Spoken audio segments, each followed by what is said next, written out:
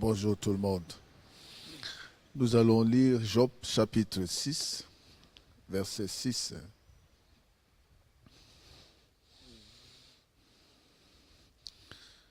Job chapitre 6, verset 6.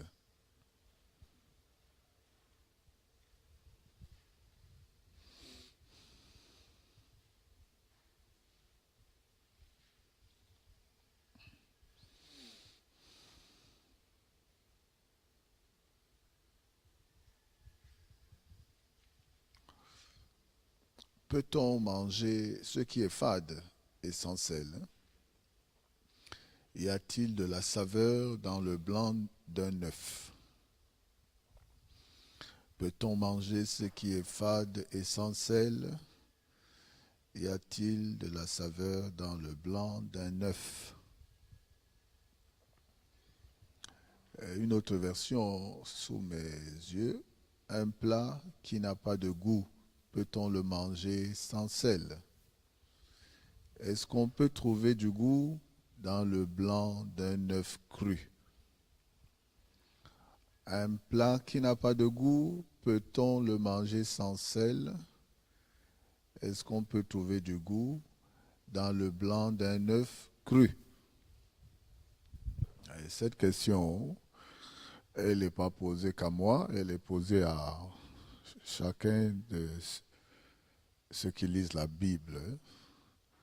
Et ce matin, vous et moi, nous sommes bien heureux d'avoir choisi de lire la Bible ensemble.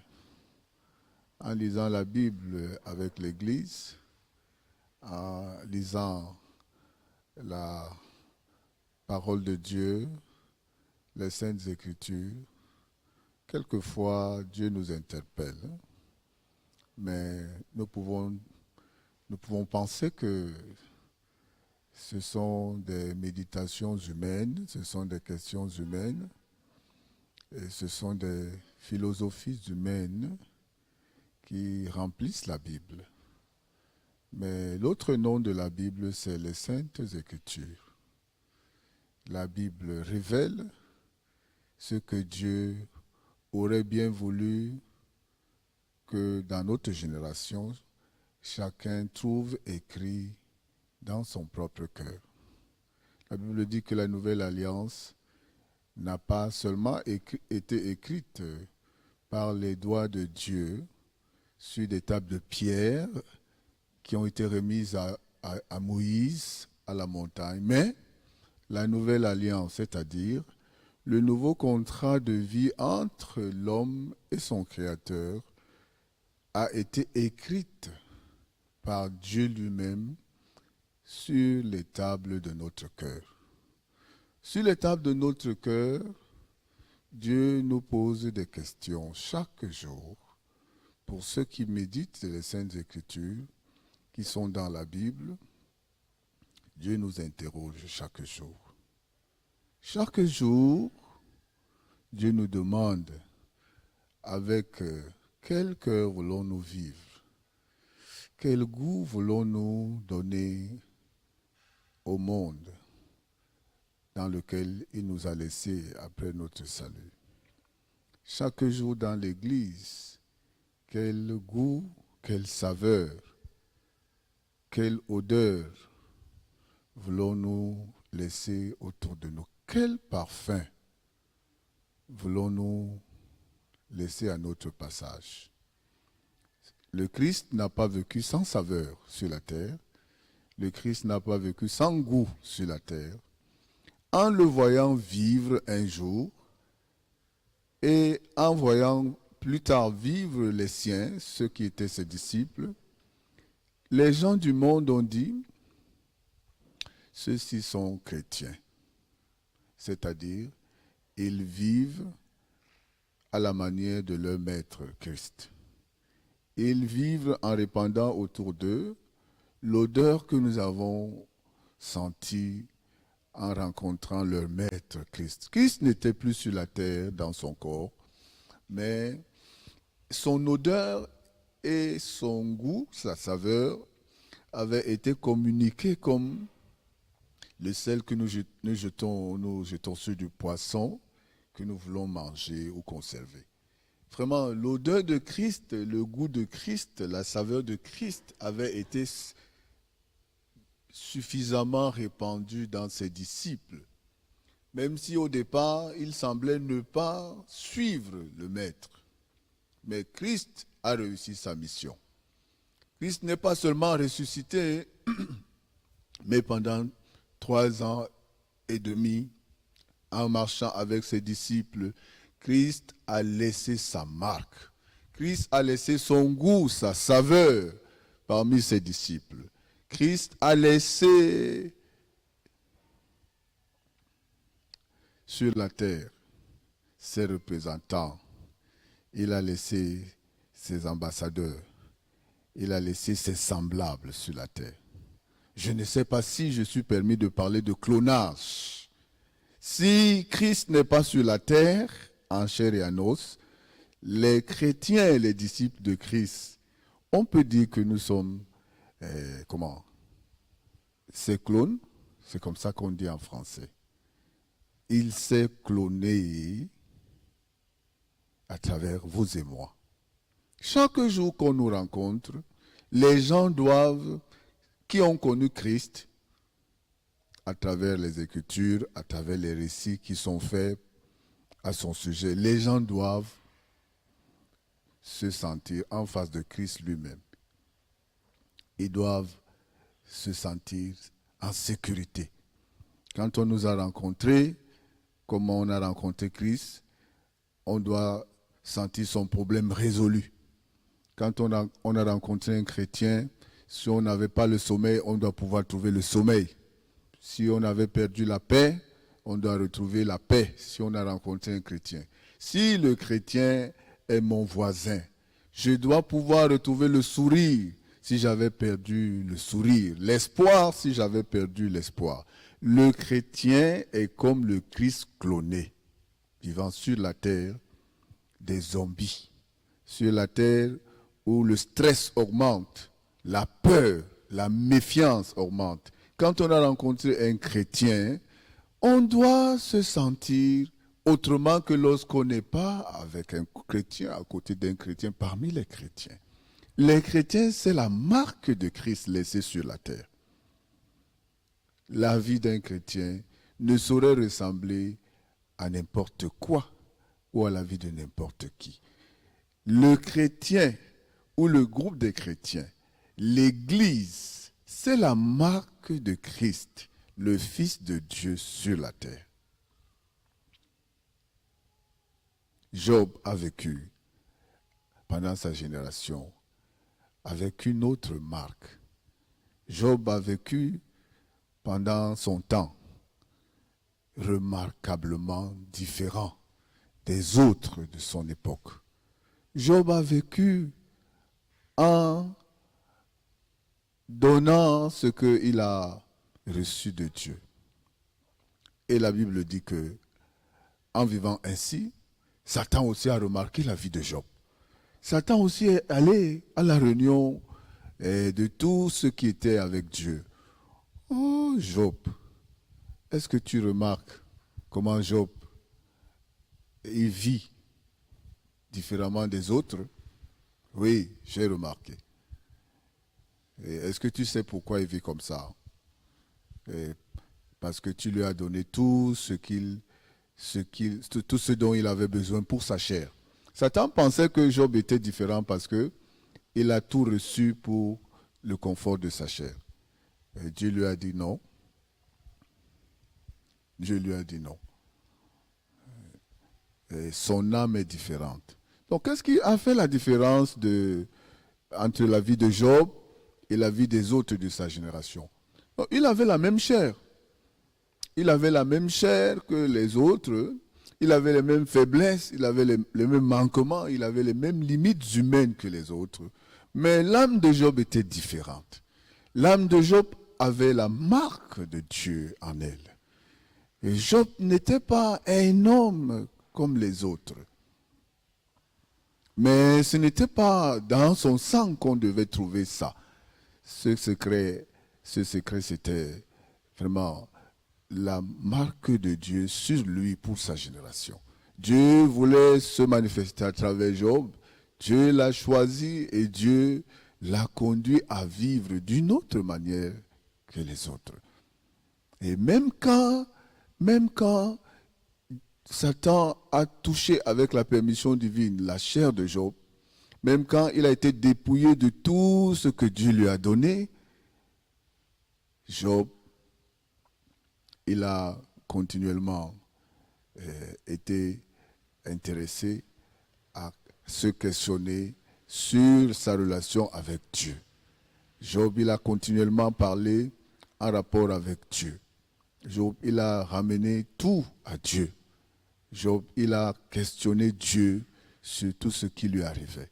Vraiment, Job était dans sa génération comme le sel de son époque, la saveur de son époque, le goût de Dieu pendant sa génération. Job n'a pas vécu comme n'importe qui a vécu. Et à travers lui aussi, ses amis ont été sauvés. À travers lui aussi, sa génération a connu le goût de Dieu. Vous et moi aussi, la Bible dit que nous sommes pareils. Nous sommes pareils, nous sommes une odeur de Christ. Nous sommes le goût que Dieu, le goût de Dieu pour les gens de notre époque. On va regarder 2 Corinthiens chapitre 2, versets 14 à 16. 2 Corinthiens chapitre 2, versets 14 à 16.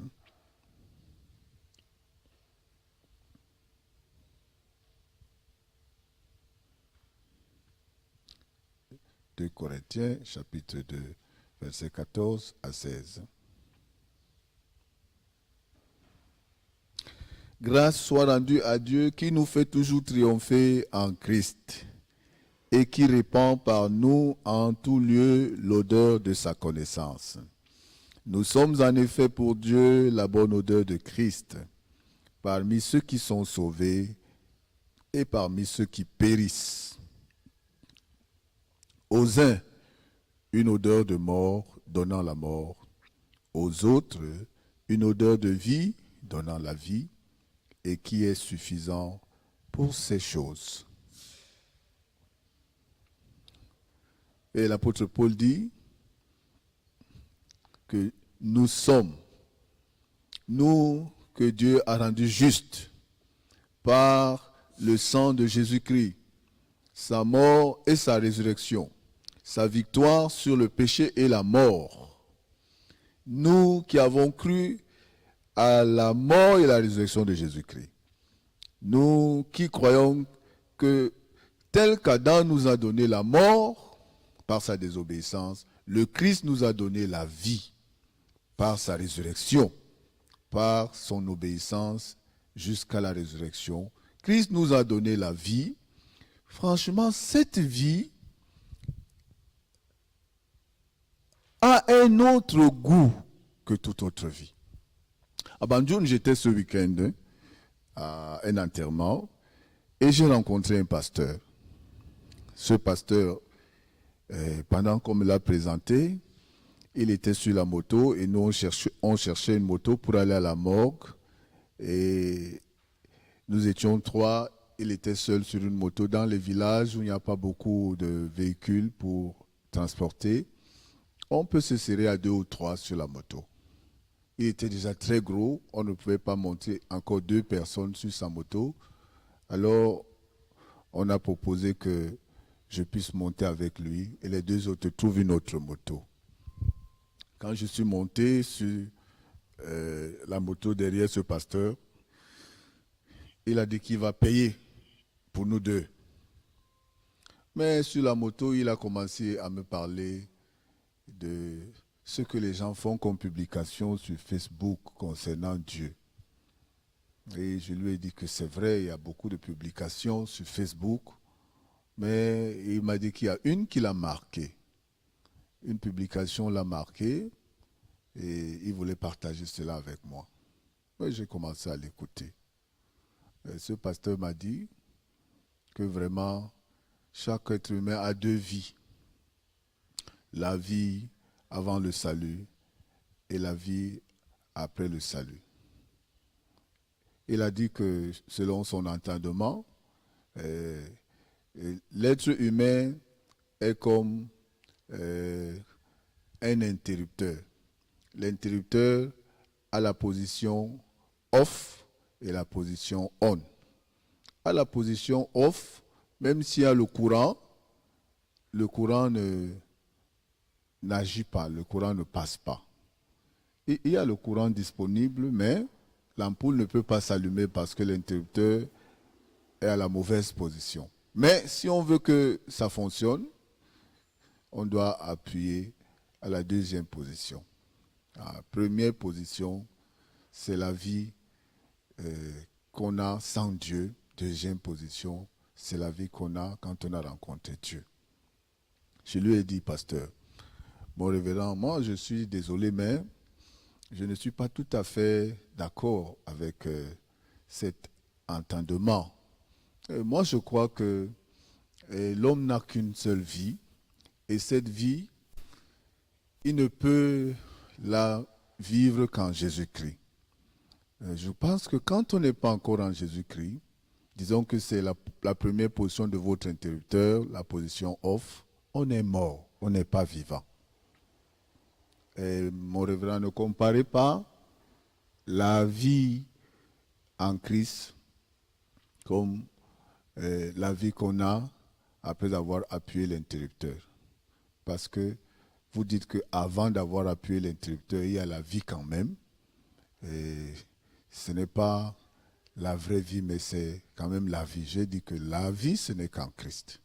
Donc tous ceux qui ne sont pas encore en Christ, même s'ils manifestent une quelconque vie, ce n'est pas la vie, c'est la mort aux yeux de Dieu. Aux yeux de Dieu, ils sont morts. C'est pourquoi les Écritures disent, ce sont les morts qui entendent la voix de Dieu et qui réagissent. Et pour qu'on puisse vivre en Christ, on doit être mort avant. Et celui qui n'est pas mort, il ne peut pas revivre en Christ. La Bible dit que ce sont les morts qui entendent la voix de Dieu.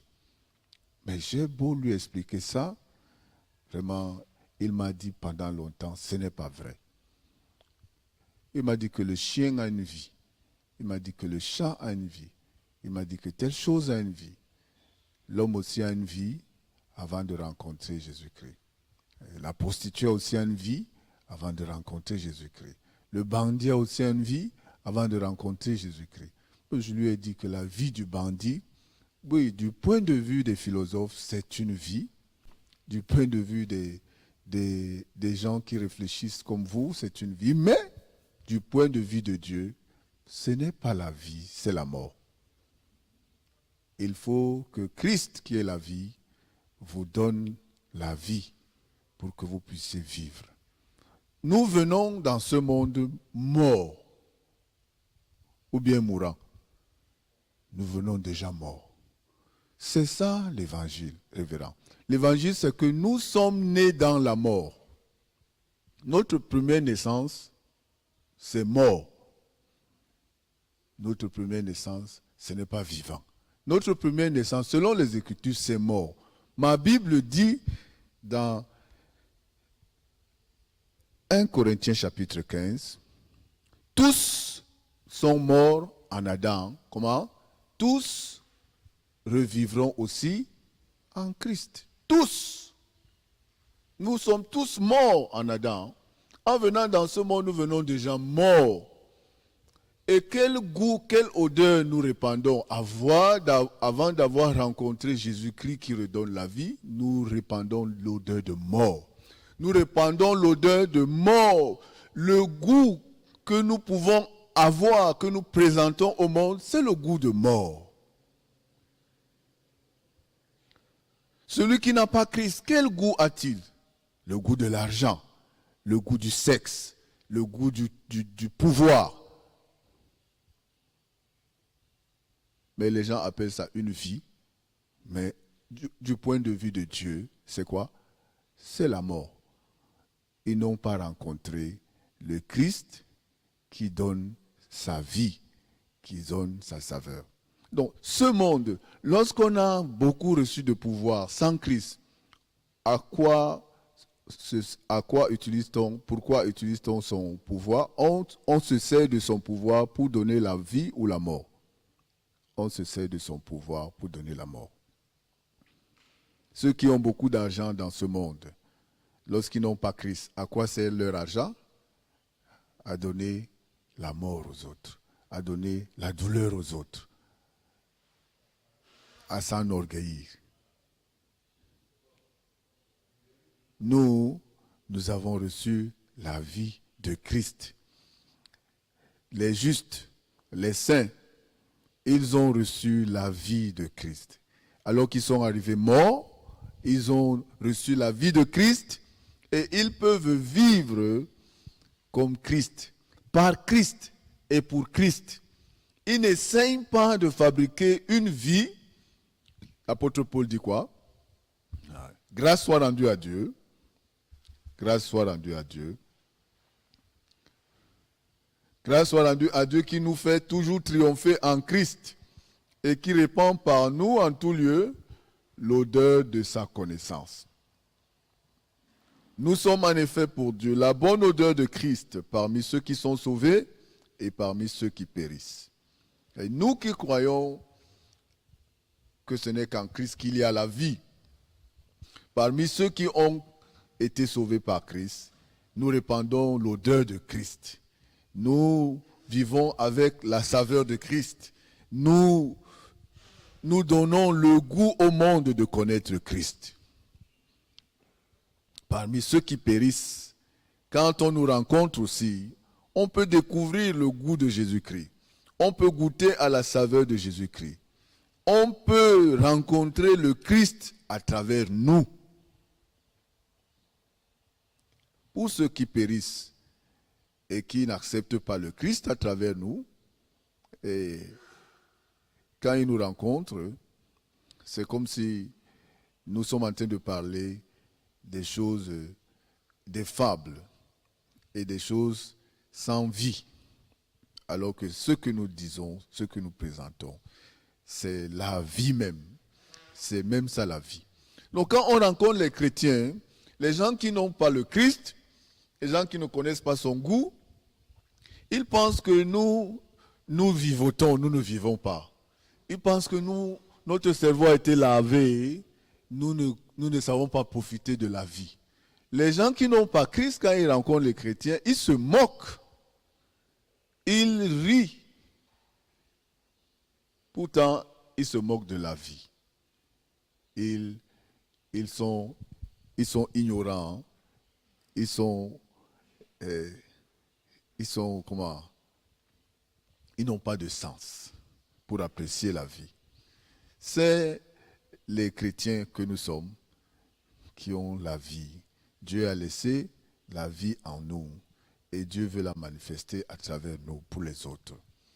Dans l'Église, nous n'avons pas une autre vocation que de répandre cette odeur, que de nous laisser faire connaître, nous laisser utiliser par Dieu pour faire connaître la vie de Dieu, le goût de Dieu. Le goût de Dieu à travers le monde. On va terminer ce matin en lisant Matthieu chapitre 5, verset 13. Matthieu chapitre 5, verset 13. Quiconque vous rencontrera ce matin, qu'il goûte à cette saveur. Un œuf cru, sans sel, sans piment, et un œuf cuit avec sel et piment. Est-ce que c'est le même goût? C'est Job qui nous a posé la question ce matin. Ça ne saurait être le même goût. Ça ne saurait être le même goût. La Bible dit encore, Matthieu chapitre 5, verset 13, « Vous êtes le sel de la terre, mais si le sel perd sa saveur, avec quoi la lui rendra-t-on? Il ne sert plus qu'à être jeté dehors et foulé aux pieds par les hommes. » Aujourd'hui, si quelques-uns méprisent l'Église, Si quelques-uns n'ont pas de respect pour les chrétiens, c'est qu'il y a une race de chrétiens qui a perdu sa saveur, qui a perdu le goût de Dieu, qui a perdu l'odeur de Dieu et que le monde ne peut que fouler aux pieds. En réalité, Dieu qui nous a fait à son image, à nouveau, par la mort et la résurrection de son Fils, il nous a laissé la marque du ciel, le goût du ciel et l'odeur du ciel. Dans Jésus-Christ en qui nous avons cru, Jésus-Christ que nous avons reçu dans notre cœur, il a un goût et une vie. Il a une odeur qui est entrée à nous, comme dans ses disciples à l'époque. Ils paraissaient timides, mais ils étaient remarquables. Ils étaient hésitants, mais ils étaient remarquables. Ils ont même renié leur maître quand les difficultés sont venues, mais ils ont été remarqués. Même lorsque les disciples ont tremblé, lorsqu'on a arrêté leur maître, ils étaient déjà différents de leur maître et des autres, parce qu'ils ont côtoyé leur maître et leur maître a laissé en eux une marque. Nous, le jour de notre salut, nous avons reçu le Saint-Esprit, la marque du ciel. Nous avons reçu le cœur de Dieu. Nous avons reçu le goût de Dieu. Nous avons reçu la saveur de Dieu. Dieu a fait de nous, depuis le jour de notre salut, le sel de la terre, la marque du ciel sur la terre, l'empreinte de Dieu sur la terre, le goût de Dieu sur la terre, la saveur du Christ sur la terre. Mais une question demeure. Si nous perdons ce goût, et dimanche le pasteur a commencé la réflexion sur qu'est-ce qui peut nous faire perdre, nous les chrétiens, notre goût, notre saveur, notre odeur. Ça veut dire qu'il y a quelque chose qui peut nous faire perdre ce goût. Le diable le sait. C'est pour ça qu'il ne laisse pas l'Église tranquille. Il ne laisse pas les frères et sœurs tranquilles. Une question est revenue pendant tout le sermon de dimanche. Pourquoi Dalila était derrière Samson? Elle savait que cet homme n'était pas comme les autres. Depuis sa naissance, Dieu l'avait marqué dans le ventre de sa mère. Dieu l'avait choisi pour la délivrance d'Israël face aux Philistins qui les terrorisaient. Dieu avait déjà choisi Samson. Et il ne faisait pas la guerre comme les autres guerriers. Il y avait en lui la puissance de Dieu. Le sachant, Satan a préparé Dalila pour le séduire et trouver le secret de sa puissance pour le vider de cette puissance. Satan aussi sait que ça c'est un enfant de Dieu. Ça c'est un juste. Il a quelque chose que les autres n'ont pas. Il a la vie de Dieu. Il a le goût de Dieu. Il a l'espoir de Dieu. Il a la saveur de Dieu. Il a l'odeur de Dieu. Il a Dieu. Il n'est pas comme les autres. Qu'est-ce que je peux faire pour le séparer de cela? Pour le ramener à ce que les gens appellent la vie, mais qui n'est pas la vie dans le monde. Qu'est-ce que je peux faire? Satan travaille, il réfléchit. Et dimanche, le pasteur a parlé de la vie des chiens. La vie des chiens. Lorsqu'ils ont vomi en errant, s'ils n'ont pas trouvé mieux à manger, parce qu'ils n'ont pas été conduits par un maître jusqu'à trouver à manger, ils vont retourner à leur vomissement. Ils vont retourner à leur vomissement. Nous, si nous perdons notre saveur, notre sort, c'est d'être foulé aux pieds. Qui peut utiliser le sel qui n'a pas de saveur pour manger un œuf cru? Pour manger un œuf et apprécier sa saveur, on y ajoute du sel, on y ajoute du piment. Dieu a fait de nos vies celles qui peuvent donner le goût du ciel pendant que nous sommes sur la terre, aux hommes qui ne connaissent pas le ciel. Nous connaissons du ciel. Nous sommes du ciel parce que nous sommes attachés à Christ. Que Dieu nous bénisse pendant que cette méditation continue en nous et que nous sommes appelés à répandre la connaissance de Christ à travers le monde, chaque jour.